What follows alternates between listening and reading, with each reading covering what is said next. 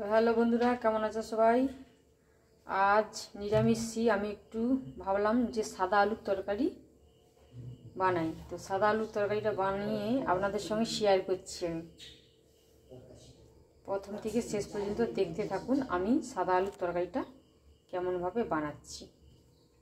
তো প্রথমে আলুটা আমি ভালো করে ধুয়ে পরিষ্কার করে নিয়েছি।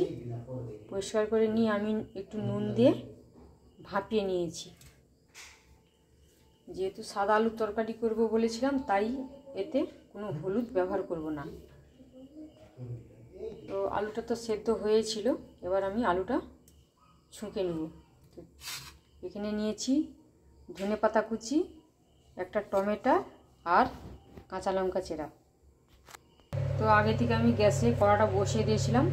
কড়ার মধ্যে একটু সরষের তেল দিয়ে দিয়েছি। তেলের মধ্যে আমি এখানে ফোড়নে দিচ্ছি সাদা সরষে আর লঙ্কা, তেজপাতা। ফোড়নটা ভাজা হয়ে খুব সুন্দর গন্ধ বেরিয়েছে। এর মধ্যে আমি কাঁচা লঙ্কা দিয়ে দিলাম, টমেটো,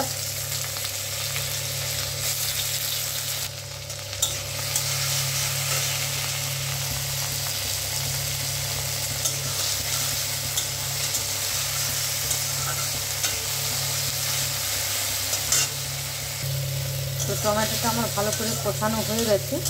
এবার আমি সেদ্ধ করে রাখা আলুটা দিয়ে দিচ্ছি।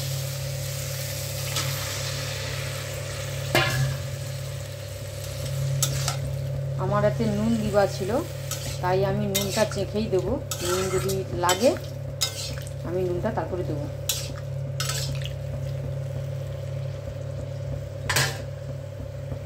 তো আমি ঢাকনাটা খুলে দেখছি। আমি মাঝে একবার খুলে দেখেছিলাম, নুন আমার কম ছিল, তো নুনটা আমি দিয়ে দিয়েছি।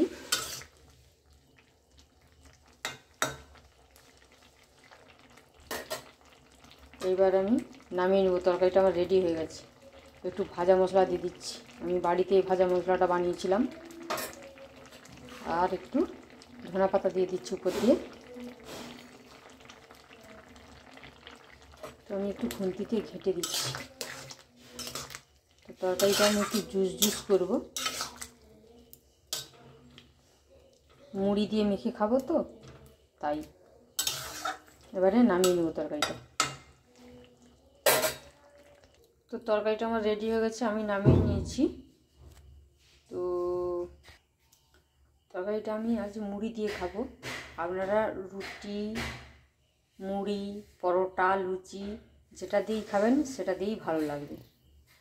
তো আপনারা এরকম বাড়িতে বানিয়ে খেয়ে দেখবেন, কেমন লাগে আমাকে কমেন্ট করে জানাবেন।